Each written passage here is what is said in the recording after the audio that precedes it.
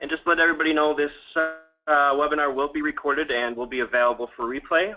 It will be listed shortly on our YouTube, Cellcom YouTube site, as well as will be available via email from GoToMeeting after the webinar, about 24 hours as soon as I post it. You'll receive that link to be able to replay it if you'd like to do that.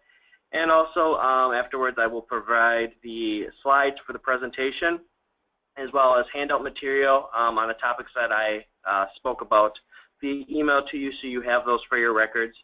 And then you can follow up with any questions afterwards and, of course, during the presentation. So participation is always helpful.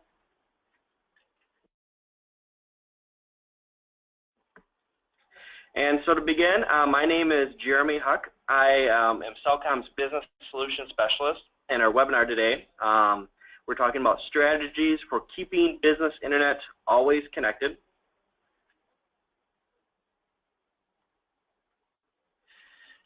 And just some housekeeping items. Just go ahead and chat with me here. I'll try to respond to them as time permits.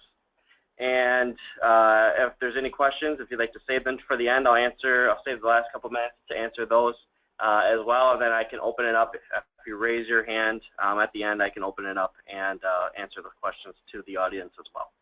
So our webinar today for our strategies for keeping business internet always connected. We're going to cover the webinar overview, internet outage information, top reasons for internet outages, internet outage prevention strategy, strategies for keeping business internet always connected, some solutions, ideas, and strategies, maybe things you haven't thought of, maybe things that are in your reach, in your grasp, but you haven't thought of or you can't do, maybe some other things that can help keep your business internet always connected for productivity, for your customers, whatever your use case is for your business. And then 5 reasons for a network failover solution, reasons to have that.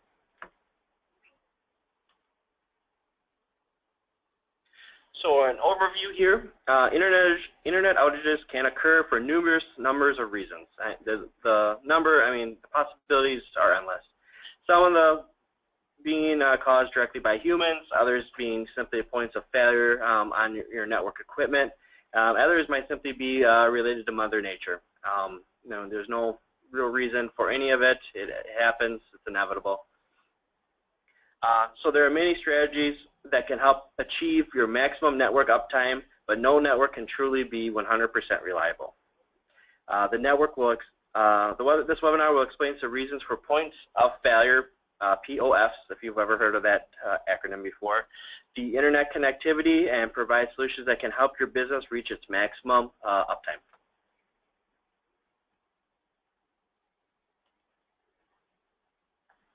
So outage information. So every device and cable, if it's powered or network cable, will eventually fail. It's inevitable. The chain is only as strong as your weakest link. I'm sure you've all heard that saying before. If your network depends on operation of 20 components, that being your internet cables, 20 cables, a router, a modem, Wi-Fi connectivity, printer servers, whatever it is, if one of them fails, well then everything, depending on where it is on the network, if it's your router, well then your network system, well then you're out of luck. But there's things that you can do to minimize that, and that's what this webinar is about. So depending on your operation, 20 components, for example, with an uptime of 99.9% still means that one of them can be down 2% of the time, and that can average, on average, pulled a week of downtime per year. And this is source number 2 that I have listed at the end of the PowerPoint. So some weakest link examples. It might be your internet service provider, your ISP. It might be, might be Cellcom. It might be Time Warner, Charter, Frontier, whomever you have, HughesNet, whomever. If they go down, well then you go down. That's just the way that it works. And then you call and you complain, and then you get a bill credit, but that still doesn't help for your opportunities that you lost for productivity in the office, or your customers that you had to turn away because you didn't have internet. So the point of failure might be your ISP. Or it might be outdated equipment that you're running on your network. Maybe it's time to invest. I would say on on-site visits that I have done with customers, I talk to them and I ask, how old is the equipment? And like, I don't know, it's been here since I started, and I get that a lot. Well, how old is it? And then you look in and see it's got dust, a couple inches of dust on it. We're like, yeah, it's pretty old. Maybe it's time to update. So, maybe, but if it works, don't fix it, the old saying. But it's a possible point of failure for the age of it. So, it's really a cost assessment of what it's worth for internet to be always up. Old cabling, wiring.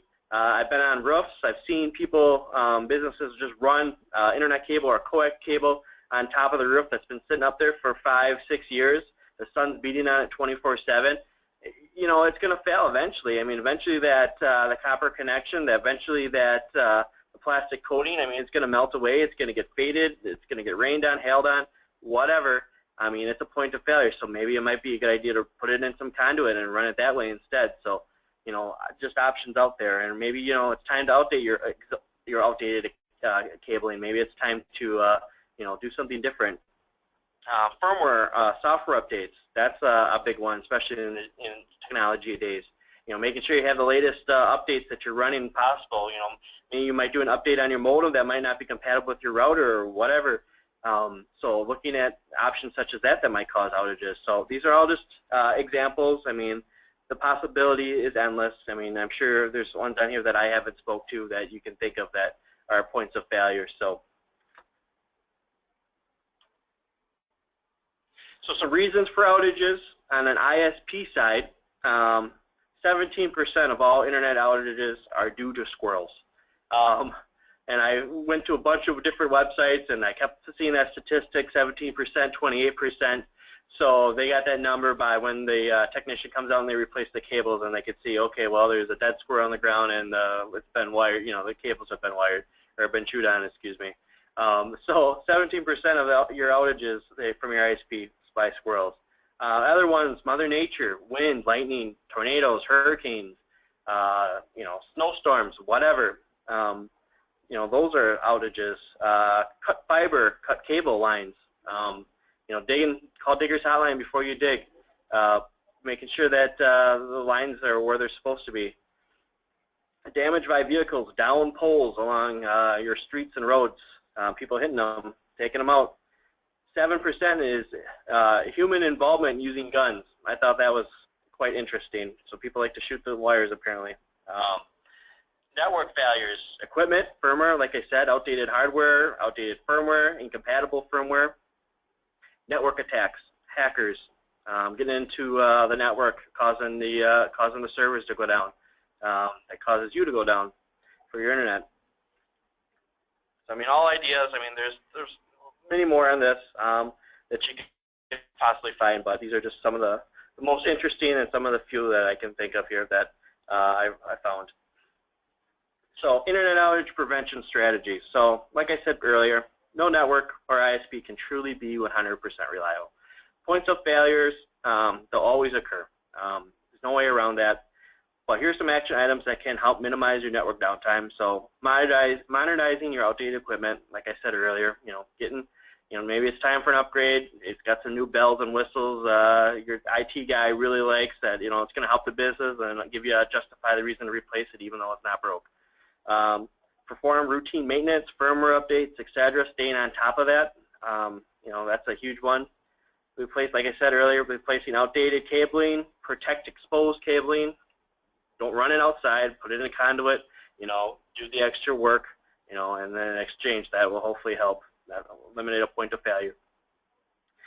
Use network components that are built for businesses, not for consumers. I see this one all the time where you get a solution that, especially in vehicle, you get a solution that is going to do the same thing. It's going to have a lot of the same bells and whistles, or it might not have some, but it's going to give you that connectivity that you need.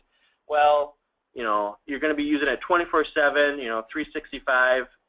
It might not be used as much for consumer as it would be consumer as it is for business.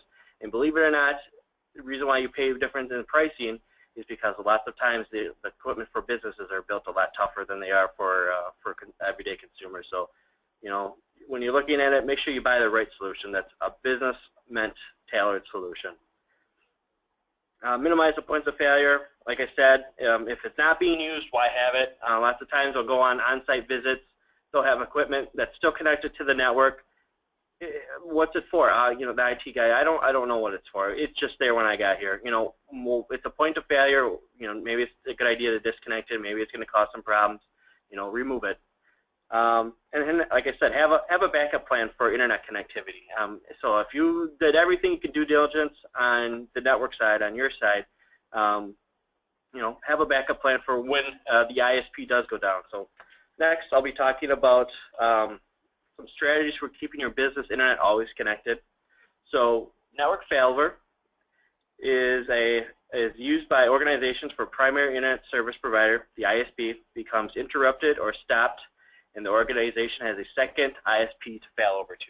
So, for example, you have like a Time Warner, Charter, Frontier, whomever you have that internet, that primary internet coming in, and then you have secondary internet connected to that to fail over to or to fall back to.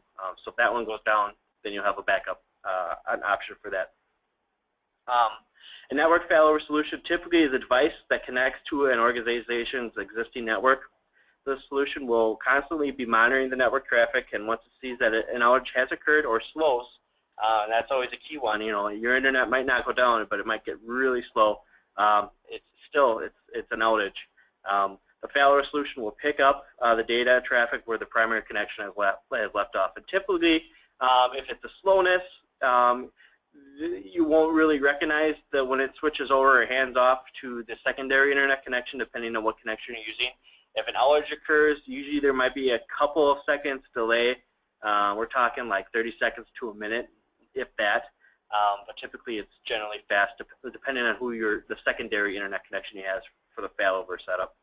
But however, you know, maybe businesses might not need this. So, however, not all network solutions may be connected to an organization's network to be considered an internet backup. So, for example, you might have just a flower shop, and all you need is for point of sale connectivity. You're not going to have like, you know, a full, you know, 500 plus size business, a full network infrastructure. I mean, that's just not going to happen.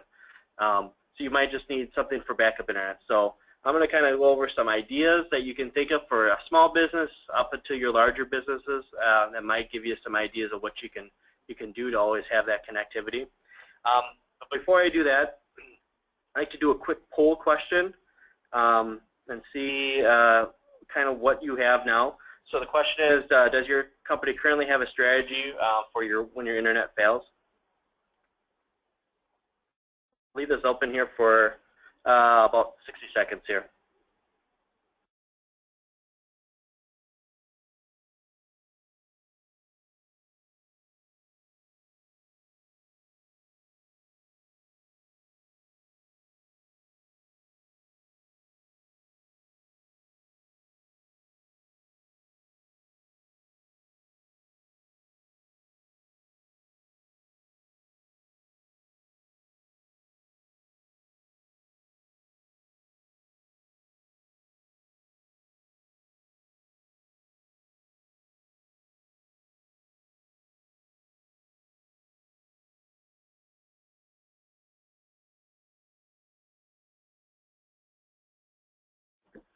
Okay. Well, thank you, everybody. I got yes, no's, and unsures. So, no, that's helpful. Thank you. Here, let me close this.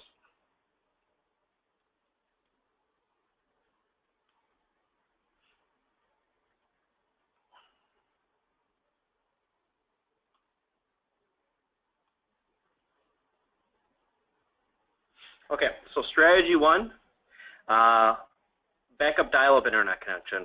Yeah, you're all going to laugh. Dial-up internet connection, haha. Today, dial-up internet connections are a thing of the past, as all of us know. But as of 2015, AOL reported that they still have 2.1 million subscribers using dial-up internet as their primary source for network connectivity.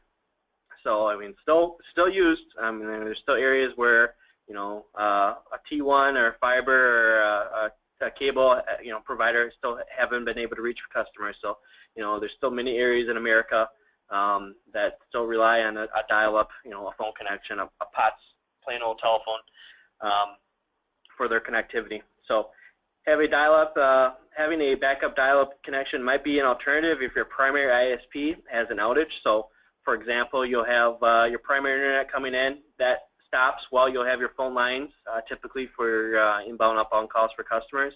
You might have a second phone line that's just as a backup that you can use for dial-up for your for internet connectivity. Typically, dial-up internet is still available for a phone provider, but if you look at the cost, it's quite significant for a dial-up connection. I mean, you're talking as much as your cell phone bill if if you have a family for something like that. So it's not cheap. And the speeds that you're going to get, they're traditionally much slower. You're talking 56K. Maybe if you can get a DSL connection, if that's not your primary, it might be a little bit faster.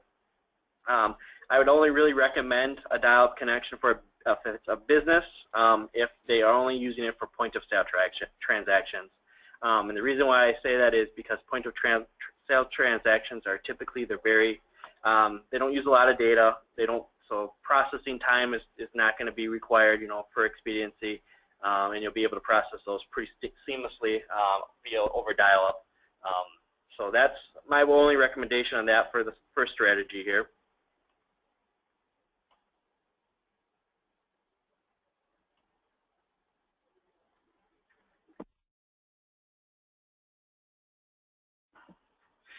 Strategy 2, multiple cable or fiber internet providers for network failover. If you're able to have multiple cable fiber internet providers, maybe in our area here, for instance, in Green Bay, there's AT&T, and then there is Time Warner or Charter now that could provide that connectivity from a lot of businesses. So you kind of have an option to pick from. The benefit of having those is that they're more reliable, and then you can have a best fit, maybe one for your primary internet and one for your backup. Cost of having a secondary ISP 24/7 may become very expensive. And usually, you go to them and they might not have a failover only package. You might have to, pay for whatever the monthly is, just like you would your primary. So I don't know if that would be cost prohibitive, but it's an option. If both ISPs use the same conduit to reach business location and the conduit fails due to a network cut, well then even having a backup isn't going to help you. So I mean, that's just the thing. Put all your eggs in one basket. If the cable's running in the same, same to the building, that gets cut. Well then, whether you have it or not, it's not going to work for you. So, that might be something to think about. Finding out how those cables are run to your business. Making sure that they use completely different network equipment. AT&T, Time Warner, Charter. I'm sure they probably do. They're two completely different companies, so that shouldn't be a problem. But that's just something to keep in mind. Strategy 3, satellite or microwave internet connection. Satellite internet connection has become increasingly popular in rural America. Satellite internet connection can provide an internet connection on the same satellite service as you subscribe to your TV on. Or there's companies out there that satellite internet. Satellite TV internet has always received mixed results. Depends on who you speak to. Some love their satellite, some hate their satellite. It cuts out, solar flares, coverage, things like that, speeds. So it really depends on who you talk to. I mean, satellite, it's around and people love it. Some people love it, some people hate it. So it really depends on what you feel. And then the next one, point-to-point microwave internet connection has never fully taken off for business or consumer use. I know there are a couple businesses in Wisconsin that sell a point-to-point connection, a microwave connection. So they'll have a tower built. They'll have some frequency set aside, and then you have to be proximity of that tower, pretty much a direct line of sight with the tower, and then it'll send data to and from. Typically, you're not going to see the same speeds as you would, like on a primary, a traditional ISP. The cost, typically, it's going to cost you a little bit more money, but you'll have an internet connection if you don't have a primary a landline provider. Microwave internet connections are typically slower, like I said, than traditional, and they're not really widely used. So I mean, if you are outside the reach of that one tower that is providing that microwave connection, it's not going to work for you. So it's really a select few. Strategy 4, We're talking, like I said, simple, from basic ideas here to simple to more advanced. So strategy 4, maybe a Wi-Fi hotspot or tethered phone connection. Not all businesses require a full network failover. Like I said, if you're just running like a seasonal garden center or a flower shop, or maybe just a mom and pop business, farmers market, something like that. Maybe you don't need something too advanced. But if you have a 500,000 size plus company, well, this obviously is probably not the best idea. There might be security reasons. You might not be able to have access to network company information. So, some businesses may have, like I said, a simple internet connection. Cable company provides the modem, and then you hook up a router to it, and then you get your internet. Something you might use at home. If the ISP cable or modem fail, though, using a smartphone with a Wi-Fi hotspot or USB tethered to a PC, it might be a suitable replacement. If it's a short-term fix. It's pretty cost-effective, just using what you already have. Second, strategy 5, maybe a dedicated MiFi or USB cellular modem.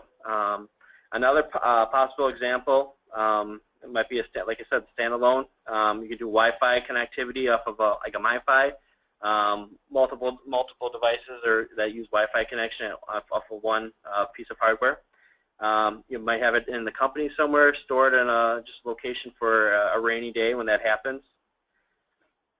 Wi-Fi connection isn't required, then like I said, the USB modem, you can plug that into the computer and get that connectivity for that one PC if that's all you really needed. So those might be some options. I mean, definitely not the best, but. Strategy 6, cellular network failover. So rather than having a secondary ISP like a Time Warner Charter, a cable company or fiber that's running there, how about cellular for a failover connection? So cellular network failover has become increasingly popular as network cellular speeds and capacity have increased.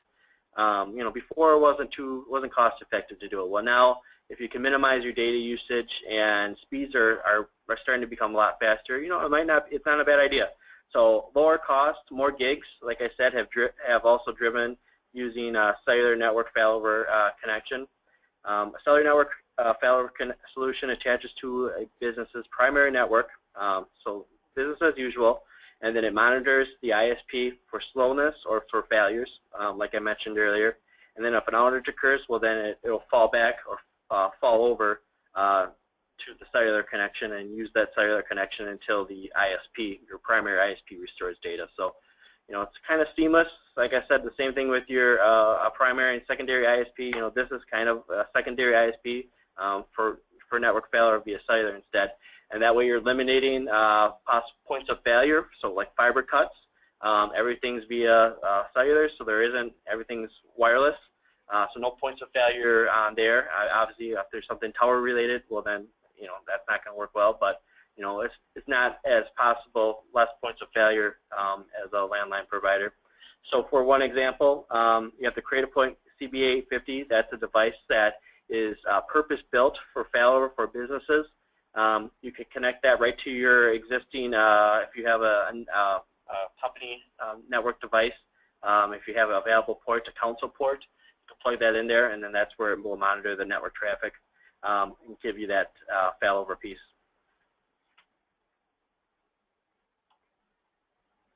So some other strategies that we don't speak of but are options is using free Wi-Fi from a local business like a Starbucks or a McDonald's.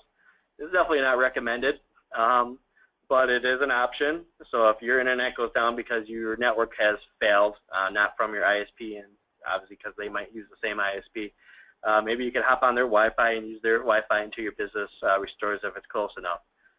Like I said, not recommended. The other one that I have here is close the business for duration of the outage until the internet returns. Highly not recommended. I mean, you don't want to shut down your business because your internet's down. You don't want to send your employees home. I mean, I'm sure you're going to have to pay them. So that's definitely not highly recommended. So you definitely need some kind of a strategy to keep your internet always connected. Or for example, I took this picture. You can post an advisement, advising customers of an outage and turn them away. Sorry, you can't use the ATM. The ATM the network is currently down. Sorry for the inconvenience. Something like that. That's not really good for your business. Posting that on the front door. So, these are all some other strategies, but not recommended by any means. So to kind of recap, so 5 reasons for a network failover solution. Typically, it's inexpensive. The cost of having an additional line of data service per solution and the cost of hardware is all that's really required. Increased workplace productivity. Like I said, don't send customers home because your internet's down. In the event your primary internet service provider does encounter an outage, make sure you're able to continue function with little or no delay in that for your business. It's typically pretty easy to install. I mean, if you've ever worked with modems and routers, if you are an IT professional, or if you're just with some network knowledge, you can be able to set this up. It's not hard to do for failover. I mean, any of those solutions I have, Wi-Fi hotspot on your phone, setting up a cellular network failover connection, it doesn't take a lot of work. It's typically pretty easy to do. Return on investment, I mean, you can imagine, like I was saying earlier with the downtime, imagine being your internet at your business being down for a week. What's that worth to you? Is that really worth it? No. I mean, having a backup internet will definitely take care of that. And just peace of mind. I mean, like I said, no business can be fully 100% operational for internet use. But being able to have that peace of mind that, hey, well, if this one fails, I have something else. And typically make sure that it's inexpensive. It's going to be, you're going to get your return on investment on it. Those are all ideas to be able to keep your peace of mind. So yeah, pretty quick presentation here. So questions and comments, raise your hand and I'll definitely open the lines and you can speak. And then any chat, anything you want to chat to me on, go free to. And then any questions, I'll definitely be able to answer them there as well.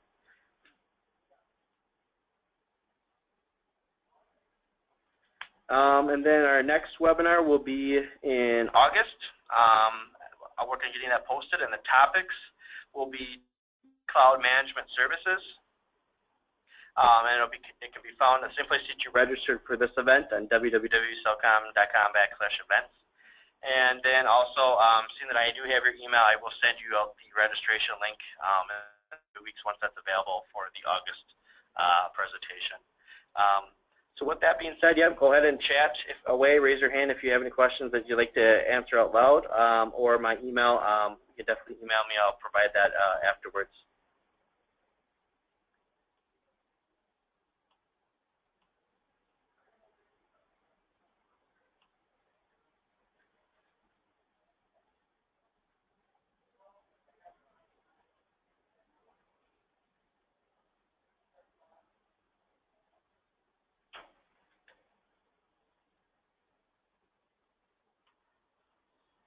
Okay, well, it doesn't sound like there's any questions, so like I said, I will make this presentation available here shortly for the recording, and if not, have a great day. Thank you, everybody.